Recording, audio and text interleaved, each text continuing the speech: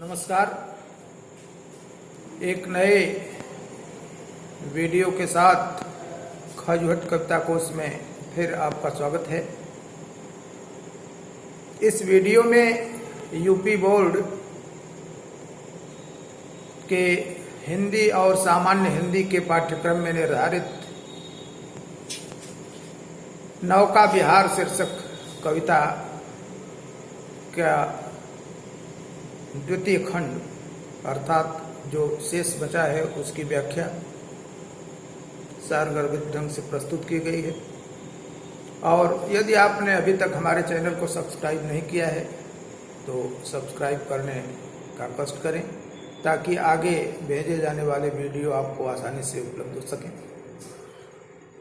जब पहुंची चपला बीच धार, छिप गया चांदनी का कगार, दो बाहों से दूरस्थ तीर, धारा का कृष कोमल शरीर, आलिंगन करने को अधीर।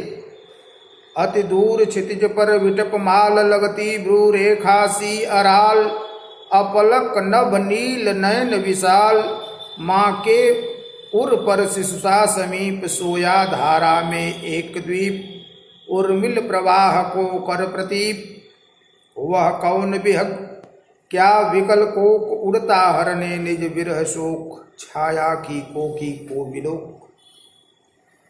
इन पंक्तियों में गंगा और उसके निकट के प्राकृतिक सौंदर्य का बना ही मनोहारी चित्रण पंत जी ने प्रस्तुत किया है।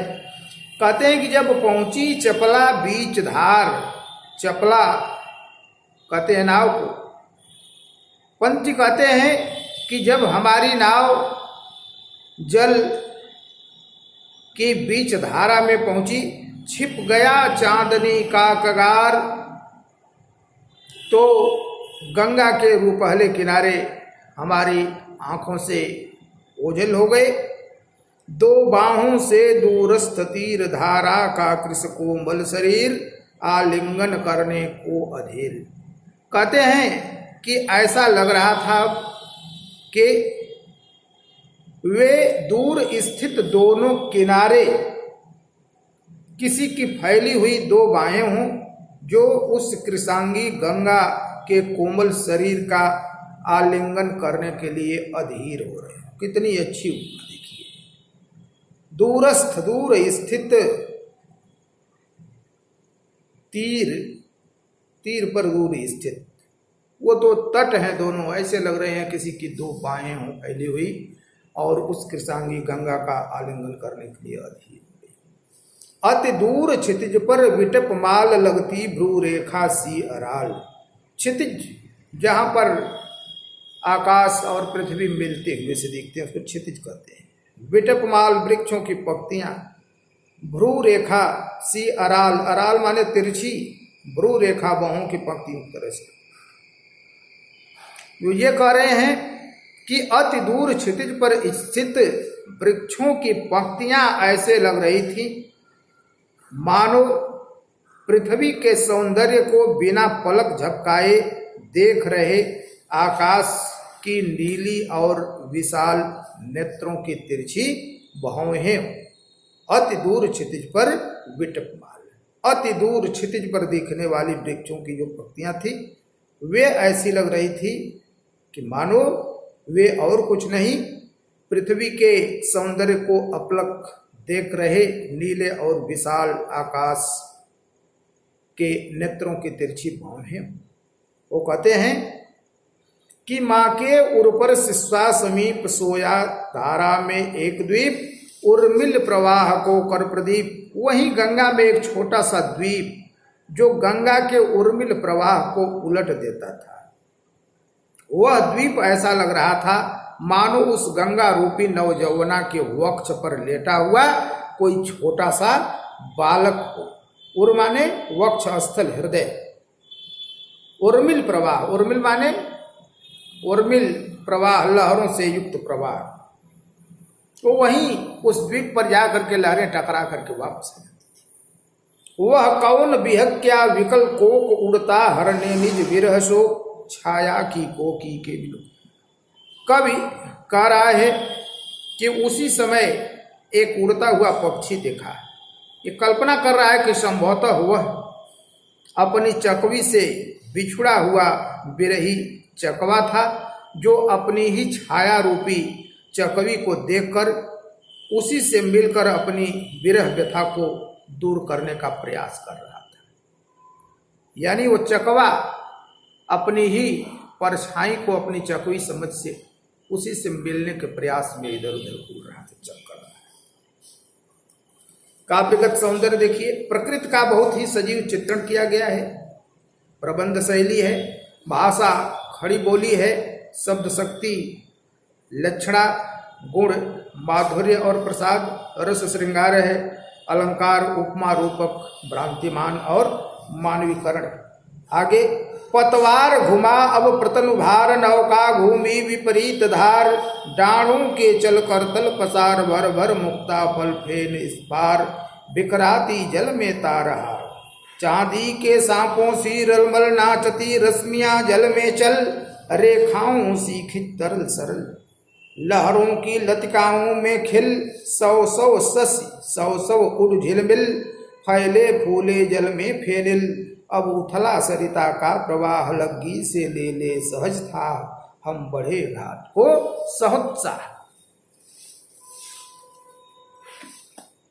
इन पंक्तियों में गंगा के जल में दिख रही चंद्रमा, तारों और चांदनी का बड़ा ही अलंकारिक वर्णन कवि ने किया है।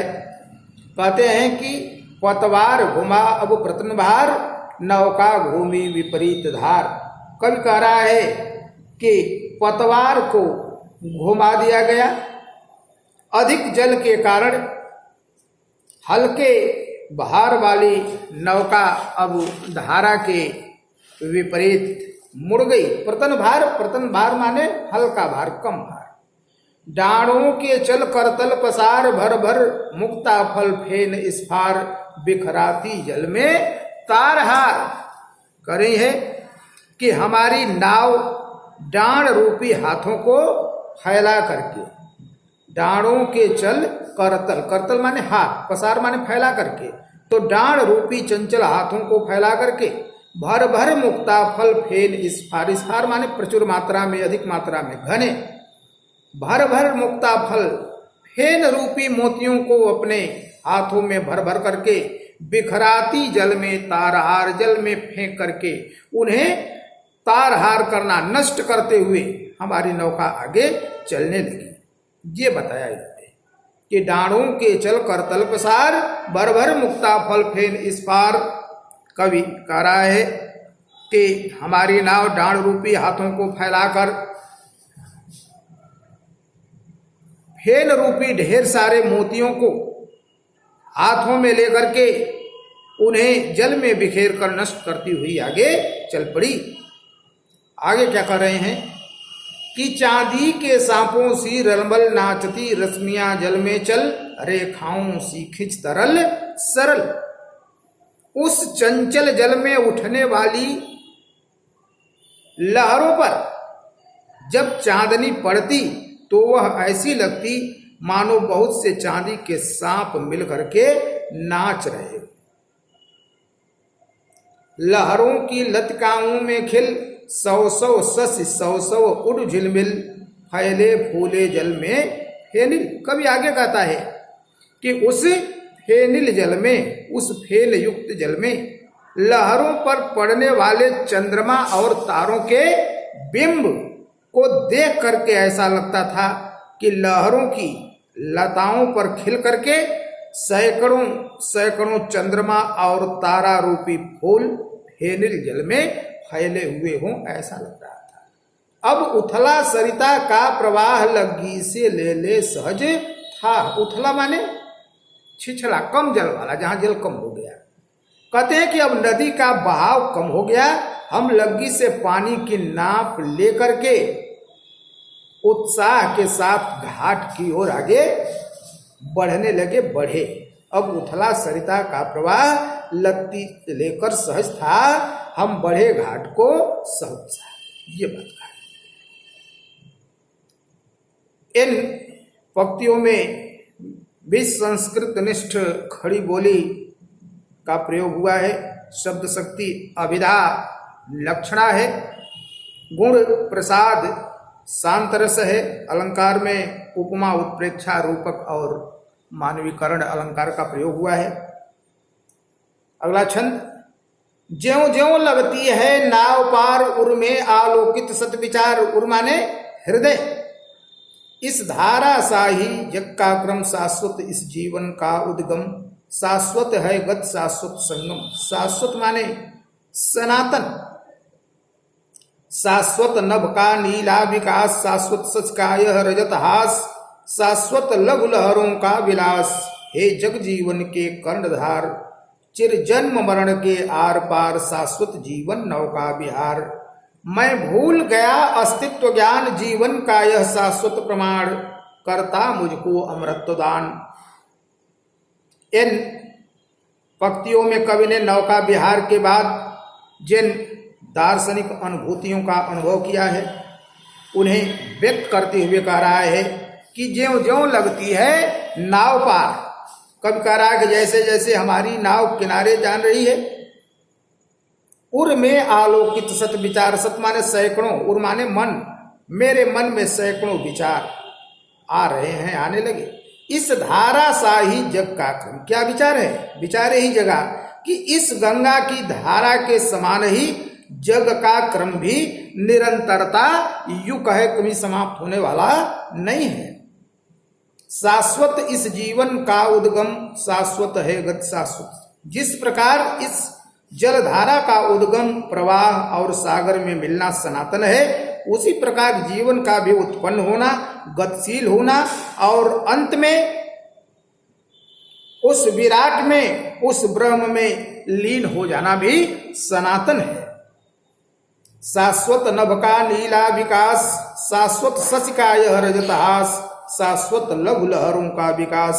आगे कवि कहता है कि आकाश की नीलिमा शाश्वत है, शाश्वत सच का यह रजत हास। चंद्रमा की यह रूपहली चांदनी भी शाश्वत है और शाश्वत लघु लहरों का विकास। इन लघु लहरों की एक किरणाएं भी शाश्वत हैं, अर्थात सनातन है। हे जग जीवन के कर्णधार, चिर जन्म मरण के आर पार, शाश्वत जीवन नौका विहार। कहता है कि हे जीवन रूपी नौका के नाविक, हे मेरे मालिक भगवान ईश्वर ब्रह्म, जन्म और मृत्यु रूपी तटों के बीच इस जीवन रूपी नौका का विहार भी शाश्वत है। मैं भूल गया अस्तित्व ज्ञान, जीवन का यह शाश्वत प्रमाण, करता मुझको अमृतवान। कहते हैं कि मैं जीवन के शाश्वत अस्तित्व को भूल गया था, लेकिन इस नौका विहार ने मुझको जीवन की निरंतरता का ज्ञान करा दिया है। अब मैं अमर हो गया हूं। इसमें काव्यगत संकर देख लीजिए। भाषा इसकी संस्कृत निष्ठ खड़ी बोली है।